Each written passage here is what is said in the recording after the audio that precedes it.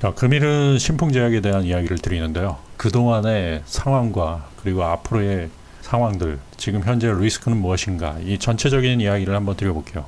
신풍제약은 과거에 제가 많이 이야기를 드렸는데 일부러 자세한 이야기는 안 드렸어요. 그거는 왜 그러냐면 이게 어디까지 띄울지 모르는 상황에서 피라맥스라는 그 재료를 가지고서 작전을 하는 상황이 좀 보였기 때문에, 그 작전이라는 거는 어떻게 보면은 그 기업 입장에서는 절박한 부분들이 작용을 했다라고 저는 보고 있고요. 우선적으로 전자공시 시스템을 보시면은 9월 22일 날 자기주식 처분 결과 보고서라는 게 나오고요. 이거는 자기주식 처분 결과 보고서입니다. 128만 9,550여 주, 한 주당 처분가에 16만 7천 원 해가지고 전체적인 블록딜 물량이 처분이 됐고요. 이 블록딜은 누가 받았냐면 세간티 캐피탈 인베스트먼트라는 홍콩계 헤지펀드죠. 홍콩계 기업에서 받았다. 세간티 캐피탈 하면은 홍콩에 설립된 기관 자산관리 회사다라고 해가지고 헤지펀드가 받은 거예요. 홍콩계 헤지펀드가 받았는데 거기서 9월 22일 장 전에 블록들이 들어갔는데 그게 13% 정도의 할인율이 적용이 됐고요. 그게 16만 7천 원 정도 가격이에요. 시가가 16만 7천 원에서 시작을 했고 종가도 그 부근에서 끝났고요. 거래량이 상당히 많이 터졌죠. 1370만 주 정도 터졌으니까 그러면서 도지를 만들었어요. 네, 이게 중요한 게 수급을 보시면 9월 22일 날 기타 법인 126만 주 정도의 매도 물량이 발생을 했고요. 자사주 처분 물량들이고요. 그것을 원래 외국인이 126만 주를 받았어요. 받은 건데 그 부분이 4만 주, 마이너스 4만 주 정도다라고 하면 이 부분을 외국인이 물량을 넘겼다라고 볼 수 있어요. 그러니까 그 거래량이 터지면서 그 헤지펀드 16만 7천 원을 받은 헤지펀드들이 일정 부분 물량을 전체 정리를 했다라고 볼 수도 있어요. 제가 보는 관점에서는 그 거래량, 즉 1370여만 주 정도의 거래량이 터지면서 도지를 만들면서 외국인 물량들 일정 부분 잘 정리를 했다라고 볼 수 있어요. 그리고 그것을 개인들이 좀 받았다라고 볼 수 있습니다. 지금 현재 상황이 이런 상황이고, 이거는 2008년 뉴스예요. 의약 복제약 조작 발표 2라운드라고 해가지고 대한의사협회가 28일 생물학적 동등성 시험 결과의 조작 여부가 확인되지 않는 93개사 복제약 576개 명단을 발표했다. 8년 상당히 문제가 된 적이 있어요. 이때 신풍제약 역시도 비껴나갈 수 없었고요. 제너릭 상품에 대한 문제로 인해서 상당한 제재를 받았죠. 여기 있는 한미약품을 비롯해 유한양행, 대웅제약, 중해제약, 그 다음에 신풍제약 등등 해가지고 신풍제약 역시도 당시에 상당히 문제가 있었고요. 2008년도에 나온 뉴스고요. 그 다음에 신풍제약 상장 폐지 실질 심사라는 이 뉴스가 있어요. 신풍제약이 고의적으로 분식회계를 했다는 이유로 주식 상장 폐지 실질 심사를 받아요. 이 굉장히 중요한 뉴스였어요. 이게 2011년 뉴스고요. 여기 검찰에 통보하고 증권선물위에서 검찰 통보, 검찰 수사가 들어갔고요. 신풍제약의 위기가 찾아옵니다. 2011년 5월 19일 날 뉴스인데 신풍제약의 실질적 소유주 장원준 대표가 사임을 해요. 100억대 매출 관련 회계 처리 기준 위반해서 대표이사가 사임을 하고 검찰 수사 이러한 부분들이 있었고요. 그런 우여곡절을 겪으면서 장원준 사장이 사임을 해요. 그리고 나서 이제 신풍제약 지주사 체제 전환, 지주사 송암사를 설립한다. 이거는 이제 선대 회장이 돌아가신 다음에 2016년도 이야기고요. 이때 지주사 체제를 전환을 하는데 송암사라는 지주사를 만들어요. 송암사에 지분 투자를 하는데 이제 4인 특수관계인 장원준 외 특수관계인 4인은 기업 경영에 대한 책임 소재의 명확화, 경영의 투명성, 기업의 안정화를 위해 신풍제약 보통주를 송암사에 현물 출자했다라고 해가지고 이제 송암사가 전체 신풍제약을 지배하는 지주 회사로서 가고요. 장원준 전 사장이 송암사의 대주주로서 작용을 하고 그런 식으로 해서 지주사 체제가 전환이 됐고요. 결국에는 기업을 지배를 하는 거죠. 송암사를 설립을 하고 장원준 체제를 완전히 확립을 했다라고 볼 수 있어요. 2016년도. 그런데 문제는 뭐냐면 당시에 굉장히 안 좋았어요. 이 기업 자체가 기업 적자도 있었고 해가지고 기업의 자본을 빼먹고 있는 상황 속에서 유상증자를 실시를 해요. 신풍제약이 낳은 말썽쟁이 오너, 이거는 2018년도 뉴스인데 장원준 사장 생동성 시험 조작, 이거는 2008년도에 나온 거고요. 분식회계는 2011년도 나오고 비자금 조성 등 시끌시끌 했었죠. 2016년도 기로에 선 부분들이 있어가지고 이거를 송암사라는 지주회사 체제로 만들었고요. 그리고 유상증자를 실시를 해요. 유상증자에 참여를 하죠. 송암사 지분을 더욱더 공고히 하면서 유상증자를 실시하고, 이 유상증자는 기업 펀더멘탈이 워낙 안 좋았기 때문에, 기업 실적이 워낙 안 좋았기 때문에 그렇게 된 상황이다라고 볼 수 있고요. 그렇게 해가지고 16년도 유상증자 있었고요. 첫 번째. 그 다음에 2019년도 이게 EB라 그래가지고 교환사채라고 해서 650억짜리 돈을 빌린다라는 표현이 맞아요. 이 부분. 그러니까 2019년도에도 재정적으로 별로 그렇게 안정적인 기업은 아니었다라고 볼 수 있어요. 그러니까 유한양행이라든지 종근당 이런 기업들 같은 경우는 탄탄하죠. 신풍제약이라는 기업은 1급, 2급, 3급으로 따진다라고 했을 때 제약회사의 1급을 유한양행이나 종근당 이러한 기업들을 차지한다라고 하면 3급 정도, 그러니까 최하급 정도의 수준에서 신풍제약을 바라보는 부분들도 분명히 있을 거예요.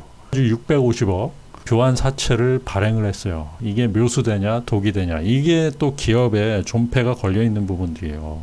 과거에 이야기를 안 한 이유는 이런 부분들 650억 교환 사채, EB, CEB, 전환사채, BW, 신주 인수권부 사채 이러한 부분들을 통해 가지고 돈을 빌려서 만약에 여기서 잘못된다, 기업이 이걸 갚지 못한다라고 하면 기업 자체의 존폐 위기에 처할 수 있는 부분들이 있기 때문에 분명히 얘네들은 어떤 식으로라도 기업 가치를 올리는 그러한 부분들이 있어야 되고 돈을 갚아야죠. 가장 중요한 게 돈을 갚아야 된다. 사채를 쓴 입장에서는 돈을 갚아야 된다. 근데 이 기업이 사채를 썼잖아요. 650억의 사채를 썼는데 그 돈을 어떻게 갚을 것인가. 이제 그 단계가 올해 2월, 3월부터 계속적으로 나요. 언론 플레이를 굉장히 많이 했어요. 신풍제약 같은 경우는 보도가 된 부분들이 많이 있었고, 피라맥스 관련해가지고. 그래가지고 코로나 이슈가 나올 때, 얘네들이 뭔가를 하나 만들겠구나. 그러한 부분들을 은연중에 제가 많이 이야기를 했죠. 그런 부분들을 캐치를 했으면은 수익을 낼 수 있었지 않았을까라고 생각을 하고, 근데 이렇게까지 오르리라고 예측을 하는 사람은 거의 없었을 거라고 볼 수 있고요. 신풍제약 종목 분석, 이 송암사 최대 주주 지분이 지금 27.97%, 2월 달에 좀 팔았고요. 그리고 자기 주식 처분을 해가지고 점차적으로 줄어들고 있다라고 볼 수 있어요. 자기 주식 120만 주 정도 처분이 들어갔고, 신라젠 같은 경우는 문은상 대표가 대놓고서 팔았잖아요. 10만 원 이상에서 대놓고 팔고 뭐를 하기 위해서 팔았다라고 하지만, 송암사 여기에는 장원준 대표의 전략이 좀 많이 작용을 했다라고 저는 봐요. 그러니까 합법적으로, 그리고 머리를 잘 쓴 부분이다. 왜냐하면 지주 회사를 통한 자기 주식 처분을 통해서 어차피 자기 주식 처분이다라고 하면은 대표 외 사인 그와 관련된 회사 지분이거든요. 회사 지분을 120만 주를 처분을 한 부분들인데, 그게 지금 엄청나게 올라가지고 2천억이 넘어가는 부분들을 처분을 했죠.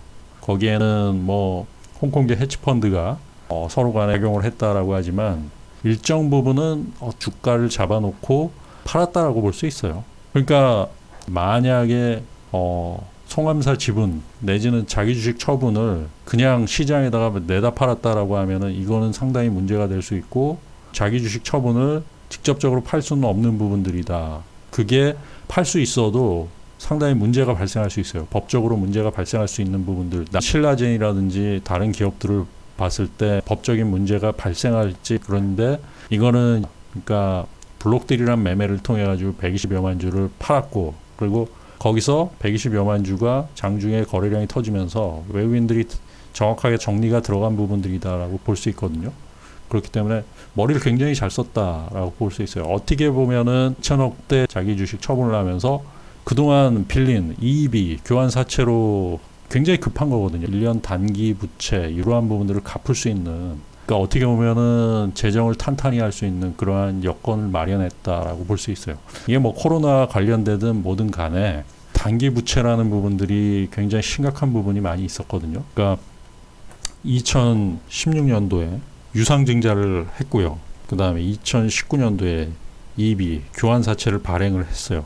그렇게 해가지고 거의 천억대의 돈을 줘야 될 부분들이 지금 현재 발생하고 있는데, 뭐 650억에다가 뭐 여러 가지를 해서 거의 1,000억보다는 조금 적은데 한 930억대 이렇게 이 단기로 지급해야 될 부분이 발생을 했는데, 이번에 2,000억 정도의 실탄을 확보를 했다라고 하는 거는 어떻게 보면은 신풍 입장에서는 급한 불을 껐다라고 볼 수 있어요. 2019년도 같은 경우는 교환 사채를 통해 가지고 돈을 빌렸는데 이 돈은 반드시 갚아야 되는 부분들, 주식으로 뭐 바꿀 수도 있고 기업의 펀더멘탈에 상당히 저해될 수 있는 부분이 있었는데, 2020년도 2월 코로나가 발발되면서 어떻게 보면은 천의 기회를 얻었다라고 볼 수 있고요. 그것에서 피라맥스라는 부분을 통해 가지고 그 이슈를 만들어내고, 여기 언론 플레이를 많이 하고, 그 부분을 통해 가지고 교환 사채에 대한 것을 갚아나가는 부분들을 어떤 식으로 갚아나갈 것인가라는 것을 봤더니, 바로 이번에 자기 주식 처분을 통해 가지고 결국 펀더멘탈을 양호하게 만들었다라고 볼 수 있어요. 그런 식으로 보는데, 근데 이거는 지금 어떻게 보면은 소정의 목적을 다 달성했다라고 저는 보거든요. 신풍제약이 교환사채에 관련된 갚아야 할 단기 자금 2천억 정도의 현금화 시킨 부분들이 있기 때문에 신풍제약 입장에서는 최고의 선택을 한 상황이다라고 볼 수 있고요. 이게 천운이었다라고 보지만, 피라맥스가 코로나19에 있어서 결정적인 뭐 판도를 바꿀 만한, 그렇게 해가지고 지금 시가총액이 7조인데 그 이상 오를 것인가, 지금 이 동영상을 보시는 분들은 그게 가장 궁금할 것이다 라고 보고 있지만은, 저는 거기에 대해서는 회의적이다라는 이야기를 드립니다. 지금 어떻게 보면 소정의 목적을 이루었다, 소정이 아니라 가장 큰 대의의 목적을 이루었다라고 저는 봐요. 그렇게 해가지고 2천억대 이 현금 확보라는 거는 기업의 펀더멘탈을, 그러니까 지금 이룰 수 있는 부분들은 다 이루었다라고 볼 수 있어요. 저는 그렇게 봅니다. 지금 시가총액이 7조에 한 보유 지분이 30% 정도다 그러면 한 2조 정도, 그러면 기업 가치가 2조 정도나 되는데, 자기 그 대주주의 지분 이익이 2조 정도나 되는데 어떻게 소정의 목적이냐. 그 2천억보다도 지금 10배나 더 그 기업 가치가 있는데 그거와는 상관이 없어요. 물론 주식은 대주주 노름이고 대주주에 결정되는데, 현재 시가총액이라는 거는 신기루일 뿐이에요.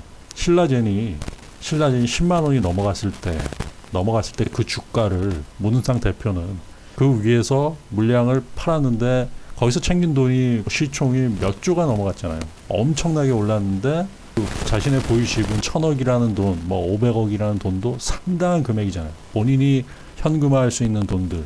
그게 바로 대주주 입장에서는 그 돈이 뭐 2조를 지금 챙길 것이다, 이런 거는 말이 안 되는 거고요.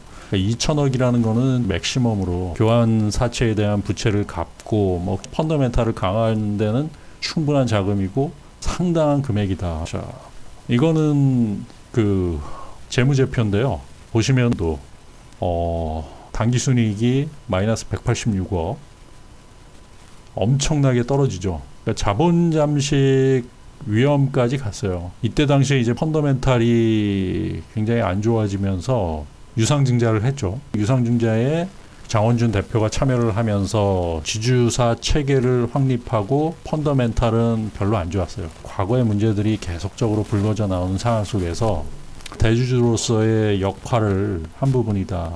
19년도에도 지속적으로 뭐 그렇게 좋지가 않았어요. 뭐 계속적으로 영업이익은 나지만은 뭐 월등하게 좋은 부분들이 아니었고, 또 단기적으로 돈을 차입하는 부분들, 교환사채를 발행을 해가지고 돈을 빌리는 부분들이 있었기 때문에 기업의 펀더멘탈은 그다지 좋아 보이지 않았어요. 근데 지금은 호대형 제약회사로 지금 시총만 보면은 7조 2천억, 엄청나게 변했다라고 볼 수 있고요. 자, 이렇게 해가지고 리포트 한 개, 신풍제약 30배 급등의 증권가도 어리둥절. 어리둥절 할 수밖에 없는 거고요. 교환사채 1년 내에 갚는 부분들도 있었고 2천억대 자사주식 처분이 가장 핵심이었다라고 저는 보고 있고요. 증권가도 어리둥절하고 분석을 내리기가 쉽지 않을 거예요. 이거는 시대와 맞아 떨어진 상황이다라고 볼 수 있고요. 피라맥스에 대한 부분에 이슈가 없어진다라고 할 때는 주가가 급락할 수 있는 부분들도 분명히 있기 때문에 지금은 굉장히 위험한 자리다라고 볼 수 있고, 펀더멘탈 들이대면 이건 말도 안 되는 거고, 기대감으로 지금 오른 상황에서 9월 22일에 자사주식 처분한 부분들은 이 기업 입장에서는 신의 한 수였고, 기업 펀더멘탈을 높이는 부분들, 그게 장기적인 펀더멘탈이 아니라 기업 입장에서는 큰 불을 끈 상황이기 때문에 오히려 좋은 기회였다. 그러고 계속 떨어지고 있는데, 제가 봤을 때는 9월 22일 이날 판게 자사주식 처분 한 16만 7천 원 정도의 자사주식 처분하고 거의 소정의 목적을 이루었다라고 저는 보고 있어요. 그런 식으로 보기 때문에 기업에 대해서는 지금 말씀을 드릴 수 있는 부분들은 더 이상 기대할 부분이 많지 않지 않나, 거의 없지 않나라는 이야기를 드리고요. 위아래 변동성 상당하면서 떨어지지 않을까라고 보고 있고요. 기업 가치는 어차피 펀더멘탈을 따라가는 거고, 피라맥스가 완벽하게 성공을 해가지고 코로나에 최고의 백신으로 등장을 한다라고 하면 그때는 성과가 있겠죠. 하지만 제가 보는 관점에서는 그렇지는 않을 것이다 라고 보고, 이러한 부분에서 너무 고평가된 부분이 있기 때문에 2만 원 정도 수준에서 형성되던 주가거든요. 13만 6천 원 정도 수준이면 굉장한 고평가가 아닌가라는, 저는 말씀을 그렇게 드리고 싶습니다. 그런 식으로 보시면 되고, 신풍제약 갈수록 줄어드는 오너가 지분율, 팍스넷 뉴스가 좀 냉정하게 이야기를 하죠. 지금 30%대로 급감했다. 교환사채와 특수관계인 매각하고 자기 주식 처분을 해가지고 30%로 급감하면서 일정 부분 지분을 가지고 가야죠. 신풍제약에서 소정의 목적은 다 달성을 했다라고 하고, 이게 2만 원을 가든 3만 원을 가든 간에 현금화, 챙길 수 있는 현금은 일정 부분 챙겼다. 그 정도에 만족할 수 있다라고 볼 수 있어요. 그렇게 해가지고 위아래 변동성이 상당하다가 결국에는 펀더멘탈을 찾아가지 않을까라는 이야기를 드립니다. 자, 2,100억 확보 신풍제약 부채 상환할까? 아주 좋은 뉴스죠. 이 부분은 제가 말씀드린 것들, 2,100억 중에 963억 자기 주식 처분 이익으로 해결 가능한다. 단기 차입, 이게 바로 이입이죠. 교환사채 단기 차입 비중 91%. 이 91%의 963억을 갚기 위해서 지금 신이 주신 기회다. 신풍제약으로서는. 신풍은 이거 아니었으면 이게 쉽지 않았어요.